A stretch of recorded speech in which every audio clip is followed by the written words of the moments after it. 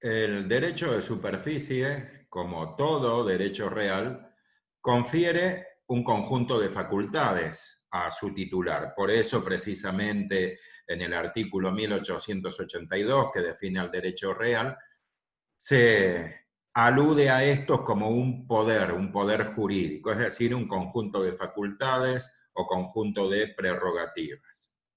Y para su estudio conviene agruparlas. Por un lado, las facultades materiales y por el otro lado, las facultades jurídicas. En la primera categoría se alude o se menciona a los actos físicos, por eso precisamente se llaman facultades materiales, porque alude a los actos físicos que el titular del derecho real, en este caso el superficiario, puede ejercer sobre el objeto. Y en la segunda categoría, esto es las facultades jurídicas, se alude o se refiere a los tipos de actos jurídicos que el titular del derecho real puede otorgar.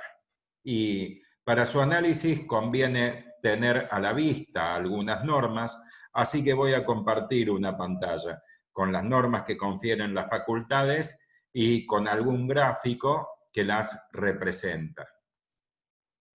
Se observa entonces en la parte izquierda de la pantalla que el derecho de superficie confiere las 4 facultades materiales y las 4 facultades jurídicas, es decir, las 8 en total. Por eso, 8 veces, y destacado con color rojo, se ha indicado la palabra sí, que alude a cada una de las facultades. Se comienza entonces por el análisis de las facultades materiales. Recuérdese que son 4, la posibilidad de poseer, usar, gozar y disponer, también llamada ius possidendi, ius utendi, ius fruendi, ius abutendi. La primera facultad, es decir, la posibilidad de poseer, ya ha sido consagrada en el artículo 1891, emplazado en la parte general, que indica que todos los derechos reales se ejercen por la posesión, menos 2 que son la servidumbre y la hipoteca. Entonces, el derecho de superficie integra el grupo mayoritario que faculta al titular para ejercer el hecho posesorio, para ejercer la posesión. La posibilidad de usar, esto es, servirse del objeto conforme a su destino. Por ejemplo, si el objeto es una edificación, podrá ser utilizada como vivienda. La posibilidad de gozar, es decir, de percibir los frutos, y recuérdese que los frutos pueden ser naturales, civiles o industriales, según la clasificación del artículo 1934. Entonces, si por ejemplo se trata de una edificación, el titular de esta casa edificada, de esta edificación, y bueno, la podrá alquilar para cobrar los arriendos y de esta manera percibe los frutos civiles. Y la posibilidad de disponer materialmente, es decir, modificar, alterar la sustancia, destruir, degradar o desnaturalizar el objeto, estas 3 últimas facultades ya han sido mencionadas y consagradas en el concepto del derecho de superficie del artículo 21.14. Véase que esta norma dispone lo siguiente: el derecho de superficie es el derecho real temporario que se constituye sobre el inmueble ajeno y que otorga a su titular la facultad de uso, goce y disposición material, es decir, utendi, fruendi, abutendi. Luego se aclara que estas facultades de uso, goce y disposición material deben ejercerse para plantar, forestar o construir, es decir, que limita las facultades de poseer, usar, gozar y disponer materialmente a las actividades necesarias para el destino de plantación, forestación o construcción. Luego conviene pasar al análisis de las facultades jurídicas, es decir, el otorgamiento de actos jurídicos. Y ya a primera vista se observa que confiere la facultad de enajenar, la de constituir derechos reales, la de constituir la otra categoría de derechos patrimoniales, es decir, los derechos personales, y también la posibilidad de abandonar. La primera de estas facultades, la posibilidad de enajenar, ha sido consagrada en el artículo 2119, transcripto a la derecha. Véase que dispone lo siguiente. El derecho de superficie se constituye por contrato oneroso o gratuito y puede ser transmitido por actos entre vivos o por causa de muerte. Va de suyo que la transmisión tiene por objeto el tiempo remanente, es decir, lo que falta para extinguirse, no la totalidad del tiempo por el cual se constituyó originariamente. Es decir, si se parte de la base que yo soy titular de dominio y constituyo o transmito derecho de superficie a favor de Juan Pérez, por ejemplo, por 50 años, y este sujeto, el superficiario Juan Pérez, lo ejerce por 20, luego puede transmitir los 30 que faltan, no los 50 originarios, sino los 30 que constituyen o que configuran el remanente. Y esa transmisión puede hacerse por actos entre vivos o por causa de muerte, es decir, que los puede vender o donar a otro sujeto X, sea persona física o jurídica, o en caso de que este superficiario Juan Pérez fallece, quien hereda será su causaviente, su esposa o su hijo, que herede los 30 años remanentes. Luego debe analizarse la facultad de constituir derechos personales, indicada en el artículo 2120, y adelanto que en el 2125 también se los menciona. Véase lo que dispone el artículo 2120.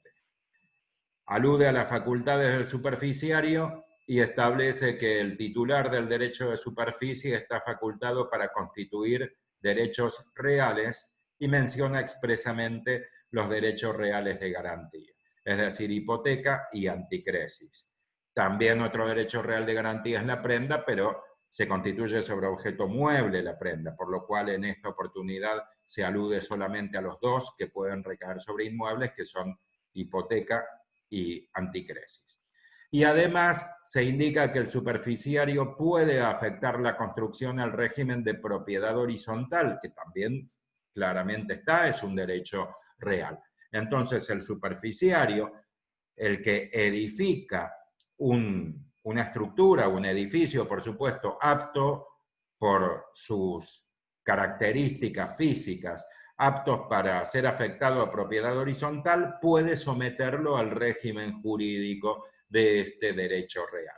Y se aclara que, según los principios generales, no solamente los derechos reales de garantía y la propiedad horizontal pueden ser constituidos por el superficiario, sino también los derechos reales de uso, goce o disfrute, como se le llama, es decir, derecho de usufructo, uso, habitación y servidumbre, lo cual surge de los principios generales, porque el derecho de superficie está ubicado en séptimo lugar y conforme la aplicación del principio nemo plus iuris, consagrado legislativamente en el artículo 399, el titular de un derecho real puede constituir los que están por debajo. Ese es el principio general, porque tienen menor contenido.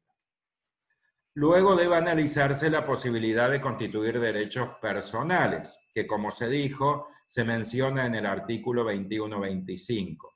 Véase que en el último párrafo ahora destacado, indica que subsisten también los derechos personales. Y leyendo esta norma completa o en la parte pertinente, véase que se consagra el efecto de la extinción y dispone lo siguiente. Si el derecho de superficie se extingue antes del cumplimiento del plazo legal o convencional, los derechos reales constituidos sobre la superficie o sobre el suelo continúan gravando separadamente las dos parcelas. Y luego se indica que subsisten también los derechos personales. Es muy importante este artículo porque alude a las dos parcelas, a la parcela superior y a la parcela inferior. A la parcela que está ubicada encima, arriba del inmueble, y el inmueble, es decir, el terreno, la parte físicamente apreciable por los sentidos, ese es el objeto de dominio del propietario. Entonces, tanto uno como otro, tanto el superficiario sobre su objeto, es decir, la forestación, la edificación o el volumen o cubo de aire ubicado encima del terreno. Y también el titular de la parcela inferior, es decir, el titular de dominio del suelo o del subsuelo, tanto uno como otro, están facultados para constituir derechos reales y también derechos personales, como por ejemplo locación o comodato. Entonces, véase que claro que se establece en este artículo las facultades y el objeto sobre el cual recaen esas facultades para los titulares de ambos derechos, es decir, el titular de superficie sobre la parcela superior y el titular de dominio sobre la parcela inferior. Y finalmente, la facultad jurídica de abandonar se ha consagrado en el artículo 2124, que también alude a la extinción, y véase que dispone que el derecho de construir, plantar o forestar se extingue por renuncia expresa, renuncia o abandono, que son tomados como sinónimos. Además que en el artículo 1907 de las disposiciones generales se indica que el abandono o la renuncia es una de las causales genéricas de extinción de los derechos reales, es decir, de esta categoría. Dejo de compartir la pantalla, vuelvo a dar las gracias a quien me dedique su tiempo y espero verlos pronto en una reunión presencial. Hasta la próxima.